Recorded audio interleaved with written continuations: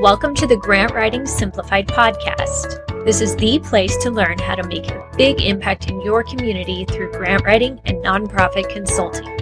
The world needs you to step forward as a grant writer and use your skills to lead with confidence. I'm Teresa Huff, former special ed teacher turned grant writer and nonprofit strategist. In my 20 years of freelancing, I've helped nonprofits triple their funding and exponentially increase their reach. Now I'm stepping up to mentor freelancers and nonprofit leaders like you who are ready to take your skills to the next level. It's time to get intentional about your vision so you can create lasting change in your community. Learn the skills and strategies you need to become the grant writer the world needs. Let's do this. Hey friends, welcome to Grant Writing Simplified episode 31.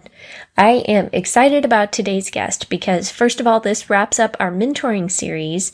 If you've missed out on the previous episodes, go back to the last several episodes and catch up on those because this has been such a great series with lots of good advice. And today's guest, we had so much fun.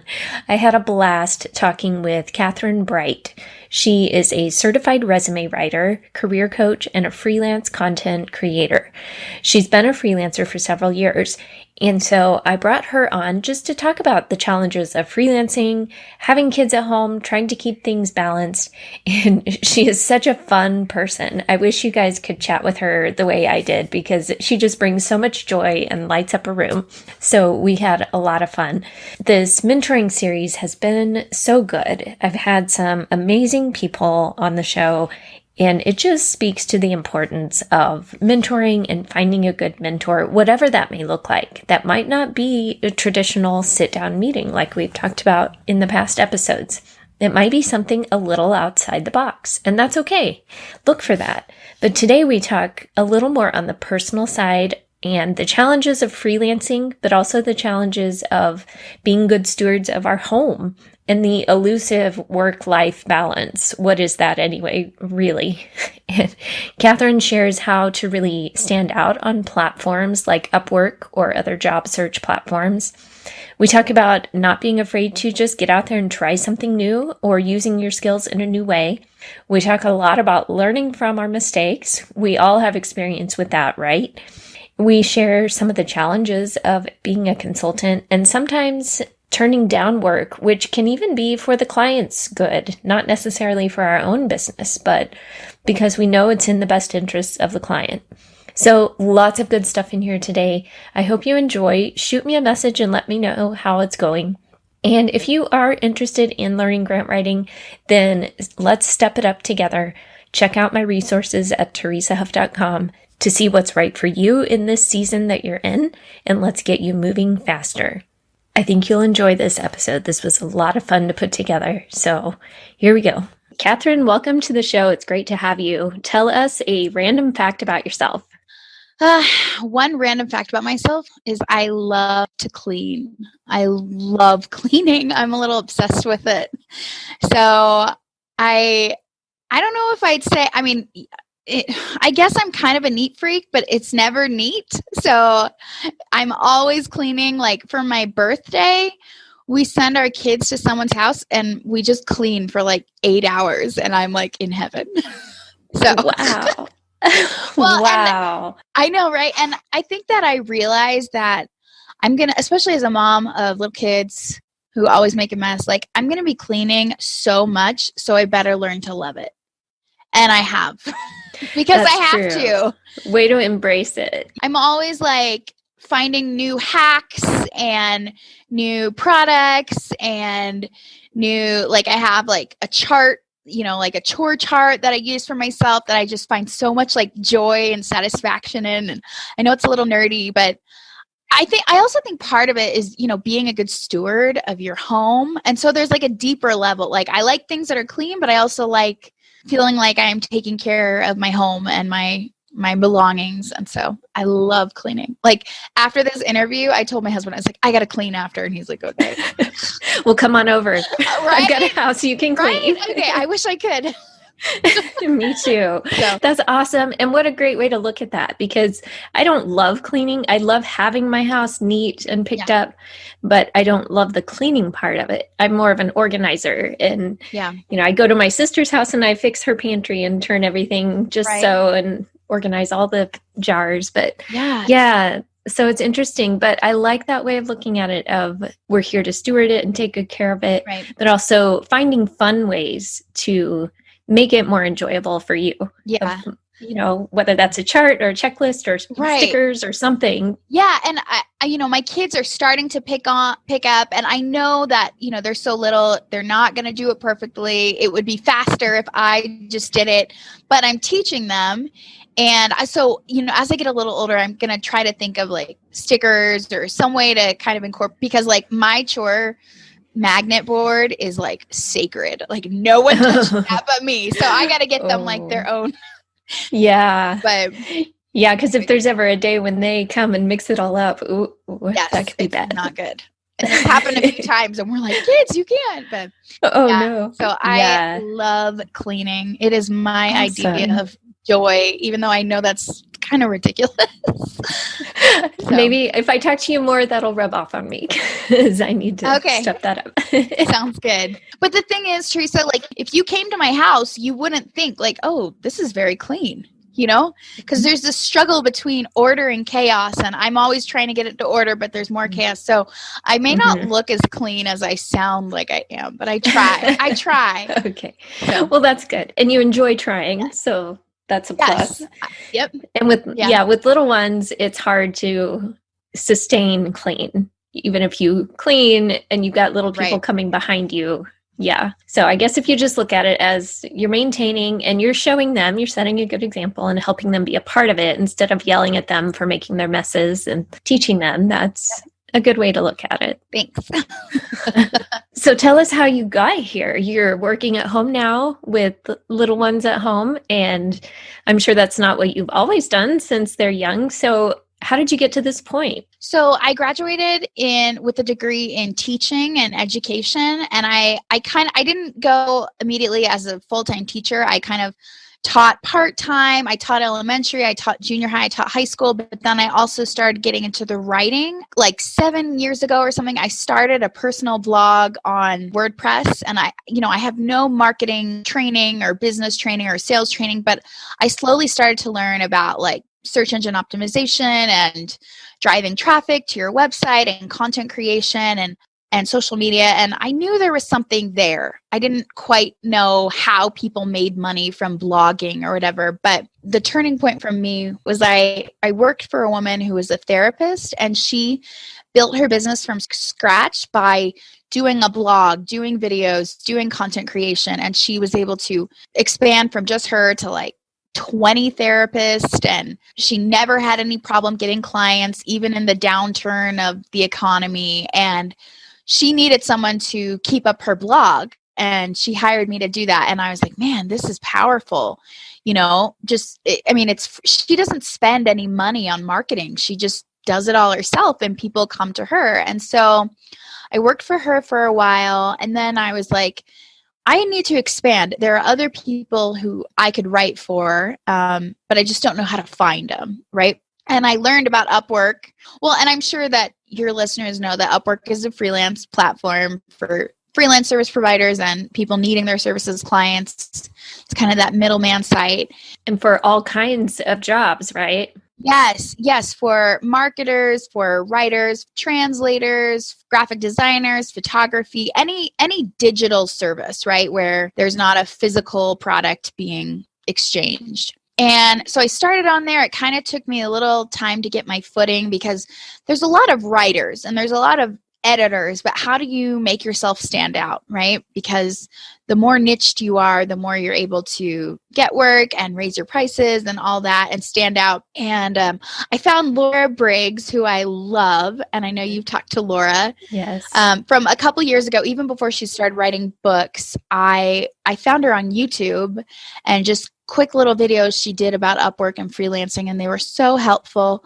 I got in her group on Facebook. I eventually bought all her 2 books, and I realized that I really loved the career field, meaning resumes, career coaching, all that kind of stuff. And so I learned a little bit about resumes, started offering those services, and I realized there was a huge market for this that I totally didn't even know before. And the more I became niched on Upwork, the more I was able to find clients and build myself. I ended up getting certified as a professional resume writer. I didn't even know that was a thing until I found it and took the course. And so, yeah, that's how I got here. And I feel like I've always loved helping people in their job search and working with college students who are kind of in career exploration. So I feel like the best of my skills and my talents I've been able to like use for this purpose. So that's amazing to find something when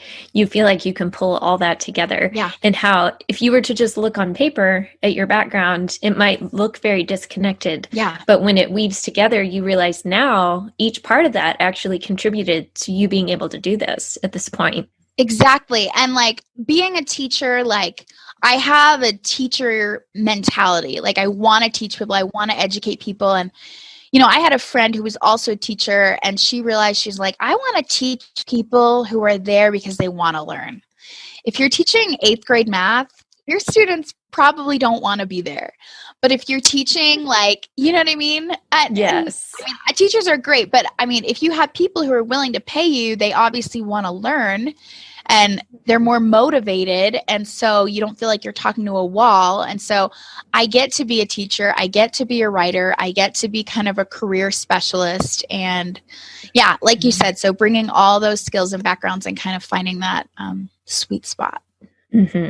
That's kind of parallel to mine because I used to be a teacher too. Okay. In the classroom, I taught special ed. Oh. And so now I really like teaching people the grant writing piece. And it's like I keep being drawn to that of how can I form this in a way that makes sense? How can I put this in logical points? Yeah. And, you know, all those elements that you learn in teaching, it just kind of becomes a part of how you do things. Right. And so with the writing part, it all contributes and goes together to that. Yeah. Exactly. One thing that I like what you said about, I know SEO, which is search engine optimization, and some of those marketing pieces, there at the time when those started becoming popular, it's not like you could have gone and gotten a degree in those. You just kind of had to learn and watch the changing landscape. Yep. That's how a lot of freelancing stuff is now. Yeah. And even with grant writing, a lot of it is learning as you go and watching, using the resources that are out there, practicing it, tweaking it, getting better and better and improving that over time to where you just kind of start to build your muscles in that way. So whether it's grant writing, SEO, blogging, you know, all the different skill sets that are available now, that helps it not be quite so intimidating. Like start with where you are and just start learning and getting better and practicing. And then you can go from there. And learning from your mistakes. I have made so many mistakes as a freelancer, but, you know, I realized I could like quit because I'm so embarrassed, or I hide my head in shame, or I could be like, you know what? You never were taught how to do this, and you're being brave by trying, and you're going to make some mistakes, but that'll make you much better the next time. You know? Yes. I'm glad you mentioned that. It's so true. And in grant writing, especially because if you write the grant and you don't get it, it's okay. It happens. It's not the end of the world. You try again, you reapply, you figure out what you did wrong, what you could do better next time. And sometimes it's not anything you did wrong. It's just a matter of how it worked out. The client did something else, the program changed. There are so many factors. So you can't beat yourself up over that. You have to learn from it. Yeah.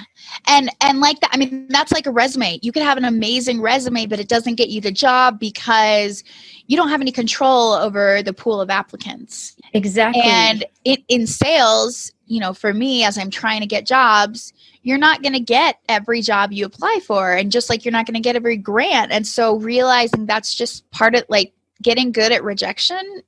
You know, you get a tough skin and you don't take it personally, because I think of it as going fishing. Like, hey, let's see what I can catch. Oh, didn't catch that one. Didn't catch that. Oh, but I got this one. And so you're never going to catch every fish, but that doesn't mean you can't catch some. Right. And you keep going back. You don't let that stop you from ever going again. Exactly. Right. Yeah, definitely. It just takes time, and you don't want every job that's out there. Yes. If you applied for 10 jobs, you can't handle 10 jobs. Right. You just need the right job. Exactly. Right. So yeah, that's a good reminder and encouragement to remember that. So what's your favorite way now to serve clients? Well, I love helping them in their overall strategy, because a lot of my clients, they think all you need is a good resume. As if I can just get my resume awesome, I'll get this job, or people start hiring me for interviews. And I'm like, the resume is one piece of the puzzle. We also need to look at how you're finding jobs, right? Because applying to listings on LinkedIn or Monster is not, I'm not saying that doesn't have its place. I've gotten a job from LinkedIn, but it is not the most efficient way to get jobs. And so I really they come to me because they need a resume, but they come to me really because they need a job, or they need to earn more money, or they hate their job and want to change. And so looking kind of beyond the resume to have a holistic strategy for job searching, for branding themselves as a professional in their field, from even creating content on LinkedIn, which I love doing. And so I really like looking at the whole picture. You're really good at that too.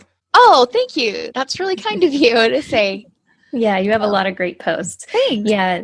And that's what you're saying is so interesting, because it's so parallel to grant writing. A lot of nonprofits come to me wanting to jump into grant writing, and they think that's what they need. That's going to solve their money issues. That's the next step. When really we need to look at the bigger strategy of, are you ready? What are you really looking for? What are your programs like? And look at that first before we jump into grant writing. So it's just like you with the resume and the career search. That's only one piece of it. There's a much bigger picture that you need to have all of that in place first to be more effective. Yeah. So are you saying that like some people will come to you and hope to get your help with grant writing, but you're like, you need to improve your nonprofit first, and kind of, If I didn't, I'd be doing them a disservice. Right. Because they're paying for you. And yeah, I could just say, sure, let's write some grants. But if they're not ready for grants, they're not going to be successful. Yeah. It's not going to make them feel good about it. They're going to think I'm a terrible grant writer. And so it's not a good situation. It's a lose-lose. Right. So if you look at the bigger picture first and get those strategies in place and then help them be ready for grants, then they'll be a lot more successful when they do apply. Yeah. Well, I mean, that just speaks to how good you are as a service provider, because you could take their money and do it, even though you know it's probably not going to be effective, but you are looking out for the best interests of them as well. Right. And in the long run, that's better for everybody, for my reputation, for theirs, that's true. For all of us. Exactly. And a lot of that, like you said, goes back to being born from many mistakes over the years and learning what not to do, learning the hard way that, we need to really prepare for this first before we go after that grant, and just taking all that together over time. Yeah. Well, and I remember, and this probably happens to you more than me, but I had somebody come to me and they were like, okay, this is a stretch job, but I want to apply for it. And I looked really closely at the job, and I looked really closely at their experience, and I said, I'm sorry, but you don't stand a chance. Like, you could pay me, but let's get you experience to get you to this type of job. But if you pay me right now, you'd be wasting your money. And they were like, thank you for telling me that. And then I helped them with something else. And so looking out for their best interests and being honest, there are stretch jobs that are good to apply to, but if you have only run a mile, you don't want to run a marathon. Exactly. So. Yes, you've got to build up to that. Yep. And that's a good goal to set. Right. And something to work towards, but maybe in a little smaller increments. Exactly. Yep. Yeah. And that's kind of a fine line sometimes as a consultant, to know when to really encourage and push the client versus when they need a dose of reality. Yeah, exactly. So and some tough love sometimes. Yeah. But I mean, that's why they have to be open to feedback. They know they need help, or else they wouldn't come to us. So I'll be honest with them. Right. Yeah. I mean, that's better in the long run for everyone. Yep. Exactly. So behind the scenes as a freelancer, take us a little bit behind your job and what you do and just some of the challenges, because I know people who have never freelanced or been a consultant might have always been in a job and they might think, oh, wow, that's so different. That's so much easier. It might not be what they imagine. And vice versa. If you've always freelanced, you might not understand the nuances of an actual full-time job in an office. Right. So yeah, tell us about that and what you've discovered over the years. Well, so behind the scenes, I always say that if you're a freelance solopreneur, you're the CEO, the chief everything officer, right? Yes. You do marketing, you do sales, you fulfill the work, you do payment collection, you do reputation management, you do damage control, everything. And I love that. I love having total control over all of those areas. So when somebody hears the rates I charge, they're like, oh my gosh. And I'm like, yeah, but not everything is billable. Mm-hmm. Right. It's not like I go in and clock in, you said contrasting it with the job. It's not like I go in and clock in and every second I'm doing something, I get paid. I only get paid if I can make the sale, if I can find the lead, convert the lead, and do the work. And that's another reason to charge high, because you're not getting compensated for all of it. So I am marketing. So on Upwork, you can apply for jobs, but also people can come to you. And if they come to you, you're already that much closer to the sale because they're already interested in you. They know, they've seen your kind of work history or the kind of reviews or the job success score you have. And I'm really blessed that I've gotten to a point where I don't apply for jobs. They all come to me. That's awesome. It is. And I didn't get there overnight, so when I help newbie freelancers, I'm like, this is a goal because, I talked about fishing, like the fish jump in my boat and I decide if I want to keep them. And that's so much more effective than going fishing and hoping to catch something. Yes. So much easier, it took a long time, I bet, to get to that point. It did because I had to, build up my work history and, the more jobs you have, the more people are like, okay, this person knows what they're doing. They're trustworthy. And the higher you charge, the more perceived value at least you have. And so when I started raising my rates, I was like, oh, this is going to deter some people. But I found that the opposite happened. It brought out more elite, higher paying clients. And I was like, hey, this is awesome. More of the kind you would want to work with that aren't looking to just nickel and dime. Exactly. Right. Right. And if the first thing they ask me is, hey, can you go cheaper? I'm like, I'm willing to negotiate, but if that's the first thing you ask me, I don't think I want to work with you. Right. That's an indication of more to come. Right. Exactly. Yeah. You got to pre-qualify or vet your leads or your clients. Yeah. So I'm not necessarily applying to jobs, but I'm answering inquiries. And that depends on the type of project. And it also depends on my time because I don't work a whole lot, Teresa. In this season of my life, I do not have a lot of time to work. So the time I do have, I really want it to be worth it. Right. So you can really be more discerning about the kind of work and the kind of clients you want to take on. Whereas it's like at the beginning, I kind of think of it as like if someone who's like an actor in Hollywood, like I'll take what I can get. But if you're more seasoned, then you can be more selective, which is, I think, should be every freelancer's goal. Yes, that's something I talked about with our small group the other day, our grant writing coaching group, was you can say no. If it's a client that is not a good fit or you just get a bad feeling about it, if something's not right, it's your business. You can say no. Yeah. Well, and when I first was thinking about this issue, I was like, yeah, but what if I never get another inquiry? What if they were my only chance for a job? And so I understand that fear of losing leads or, not having anyone in the, I remember, oh my gosh. I remember when I was in labor with my youngest, I was like, I haven't gotten a job in a while and my job success score just dropped a point. And my husband was like, you're about to have a baby, stop. And I was like, oh yeah, you're right. Right. So and so we can very easily become obsessive about that. Right. And I've gotten more confident and more at peace instead of having anxiety about my leads or why didn't that person get back to me? And so I think that's a common thing with freelancers is there's a lot of anxiety as you are learning the ropes and kind of establishing yourself. Right. We put a lot of pressure on ourselves, especially when we're new, to do things right. Right. And we have this idea that we have to do it right. But sometimes it does take some of the experimentation, or you're going to trip up or make some mistakes here and there. Yep. You're going to have a client you just didn't love quite so much. Right. That's part of the process. It's part of learning, and it's okay. Yeah, exactly. And just to be kind of go easy on still have high expectations for yourself and do your best work and perform excellent work. But hey, I didn't know that. And now I do. And so you get smarter every mistake you make, hopefully. Right. Yeah. Yeah. You can use that for the next time. And even in the past, there were things that happened that I can use now as examples of either what to do or what not to do, or here's what I should have done differently, knowing what I know now. And that can help others to learn from my mistakes or just my ignorance at the time. Right. Love it. You get it. I love talking to other freelancers because they totally get it. I know. It's like we're speaking a language here. Yeah. And I mean, if you think about before I was a freelancer, I would hear these terms like commission only for sales jobs. And I'm like, oh my gosh, that sounds so intimidating. Like, what if I can't make the sale? I still want to get paid. But I mean, as freelancers, you're commission only. You only get paid if you get the sale. Right. But you kind of are in a sense, but it's for yourself instead of for someone else. Yeah.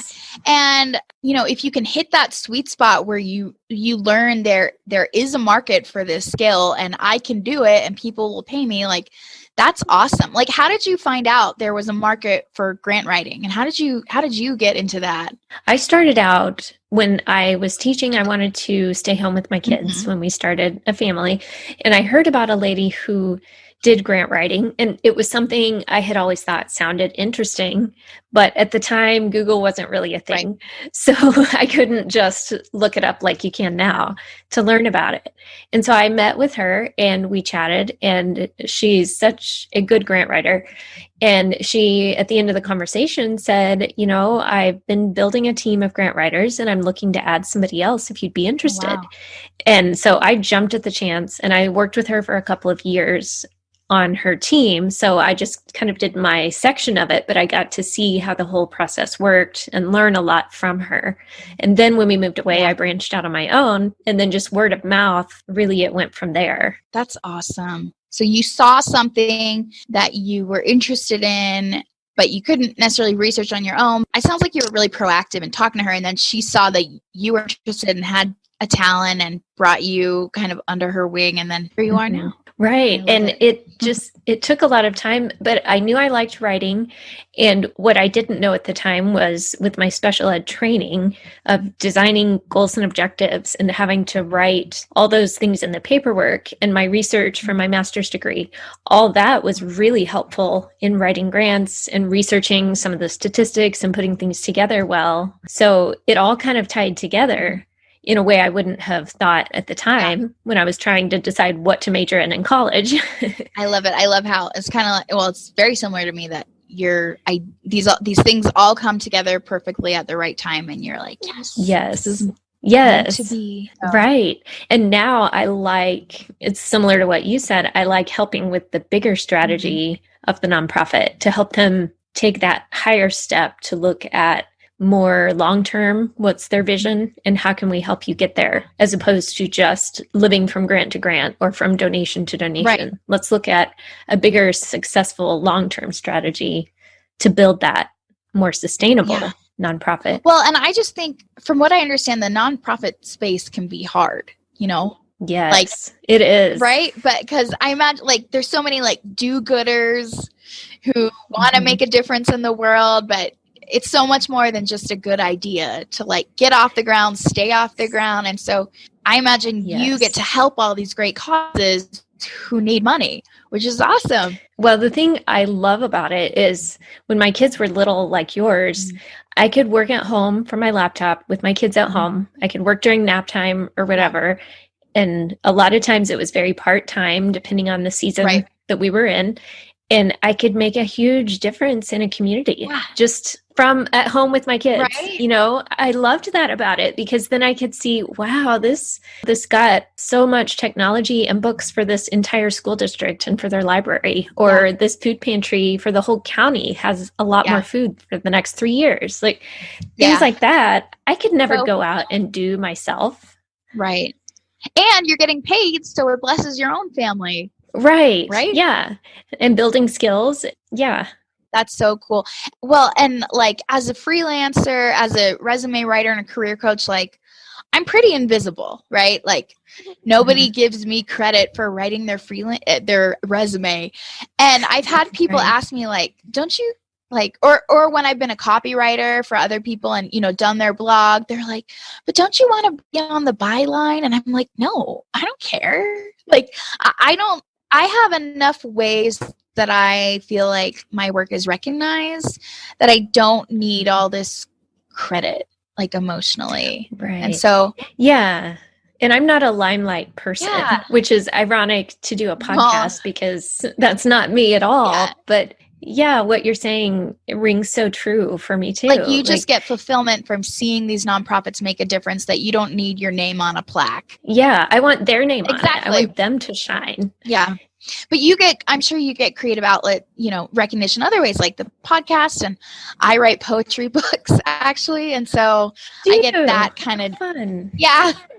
Thanks. I know it's kind of nerdy. Like I used to think people who wrote poetry were kind of silly. That's kind of rude. Oh, that's awesome. But now I do it. So that's like what I do for myself, putting away, like taking a break from all my other kind of writings. But anyways, so. Yeah. And I think it's good to have those outlets too.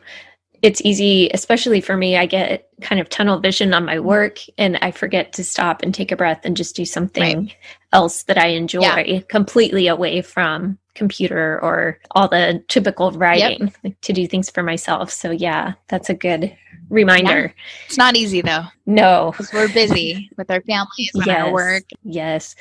How do you juggle family and work and that constant tug of war? I know, especially when mine were little, but even still, there was that feeling of if I'm working, I feel like I should be doing family stuff. And if I'm doing family, I feel like I should be working when you're at home in it all the time. Gosh, I feel like this is the story of so many people, so many women live, like working women.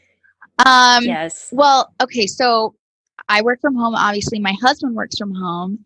He's not a free, and a lot of people work from home now post COVID, but even before COVID. And so people were like, this is great. And we're like, we've been doing this all along, but he's not a freelancer. He has a full-time job. He could be a freelancer, but he doesn't need to, if that makes sense. He has marketable skills and website building and everything. And so we are just really good about, he works during the day. I watch the kids and then he watches the kids and it's not easy. And I really had to limit the amount of clients I take, set up a waiting list. And it's funny because so much, I'm like, next month I'm not going to work at all. And he's like, okay, yes, you will.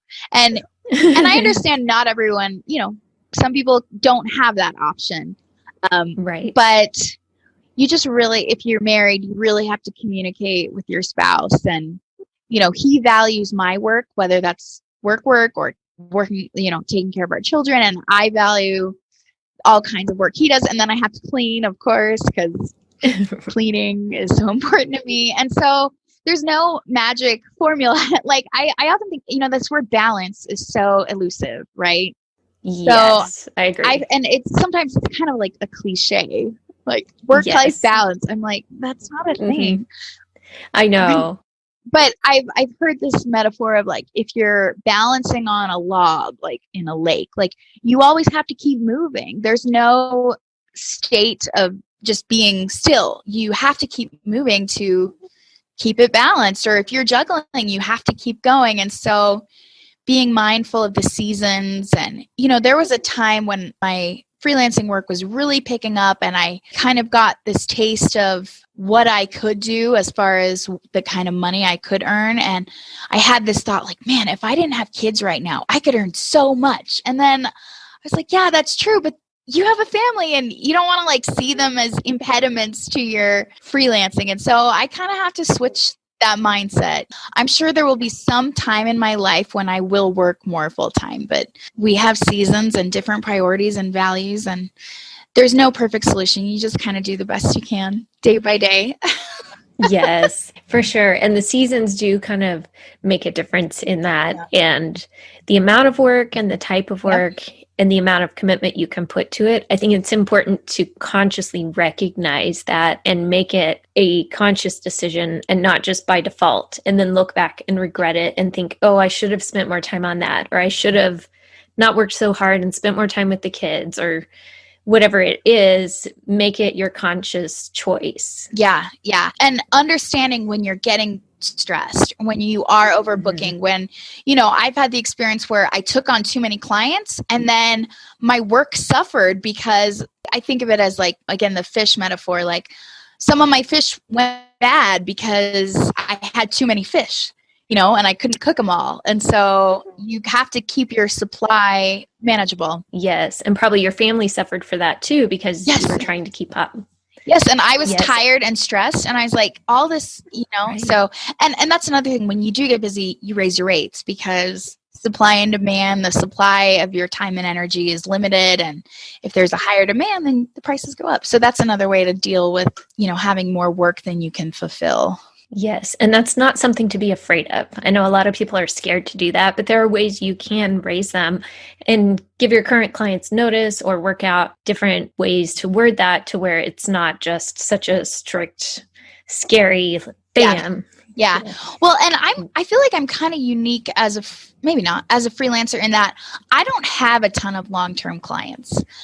I have some. You're just on the platform. Well, yeah. And I mean, I have other clients come through other channels in Upwork, but I'm kind of a one-off project where we work together for a week or a few weeks and then, good luck, see you later. And sometimes they come back because like their brother needs their resume. So I feel like the bread and butter of the freelancing world is ongoing clients, because then you have more of a steady source of income and you don't have to worry about where's my next sale. But I actually really like the one-off sort of gigs, because that means that if there is a month or a couple weeks where we're out of town or I'm tired, then I can take that off, where I couldn't as much if I had long-term clients. So I like the gig.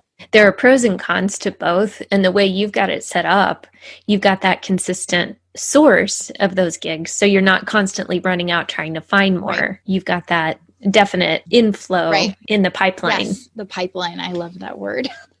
Yes. And it's nice when it's full. Yep. And then you just take the ones you can. Yeah. Along with the seasons, sometimes it's knowing when to let go of something for a season. That maybe it's not forever, but for a season, maybe my laundry's not going to be put away. It'll be clean. We'll have clothes, but they're not all folded and in the drawers like they should be. Or, just certain things that, what's the highest priority in this season? Do I need to be in that volunteer board or that activity right now? Or does that need to go for a season and reevaluate later? So it's okay to have that fluctuate as you're in different parts, and to build in room for yourself. And, there's no shame. And even when you drop the ball a little, we're doing the best we can as moms who work. And so have grace with yourself, even when you're not perfect. Yes. I think everyone struggles with that to some degree, especially when we become parents, moms or dads, that we need to give ourselves a little bit of grace. And that's hard to learn, but it's important. It's so much less stressful when we can learn to do that. And more like, it's so easy to see the things we're doing wrong, but my husband always says we need to recognize what we're doing right. He was like, these kids are loved. They have food, they have clean diapers, they have a roof over their heads, and they know their parents love them. Like, sounds good to me. Right. I know. You're not going to be perfect, but you can be good, and you can be the best you can, and the best parents you can. Yeah. Good reminders. Thanks. Well, what is something that has been meaningful to you over the years or recently? Well, I know I mentioned Laura Briggs. I love her. She has some great stuff. Oh my gosh, she's just, and I love how she's branded herself as the freelance coach. Yeah, I love the free content she puts out, her videos. tons of stuff on her website. And then I bought both of her books. The first one I think is really good for new people to the field, which is, I think it's just called Starting a Freelance Writing Business, Everything You Need to Scale from Scratch or something. And it just really lays it out of you're talking with clients, you're converting clients, you're setting prices, you're collecting payment, you're always marketing. And I just feel like she's so good at explaining kind of the nuts and bolts of this world. Yeah, I'll link to that in the show notes because that would be a good resource. And it's so helpful to have someone like that.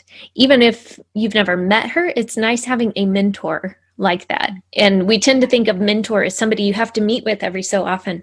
But mentors can be, a podcaster or an author or someone that you look up to that's a little farther along in what you want to do. Yeah. So it's good that you found her. Yeah, and I mean, in writing a book, she can reach so many more people. And I know she does do like one-on-one coaching, but not everyone can afford her prices, which is great, but I can read her book and get a lot from that. Yeah. And then you can apply it to your situation from there. Yeah.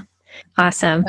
Well, this has been so good. If people want to connect with you, or if they need help with a resume, or if they just want to talk freelancing and have someone say, it's okay, you can do this, where can we find you online? You can find me on LinkedIn, Katherine Bright, CPRW, which is Certified Professional Resume Writer.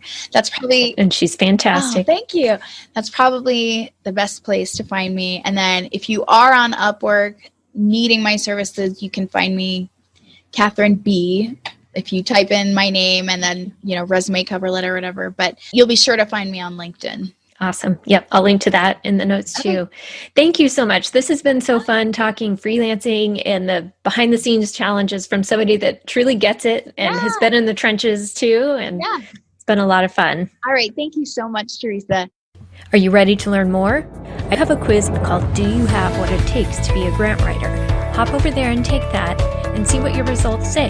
Go to teresahuff.com/quiz. My name's spelled TERESAHUFF.com/quiz.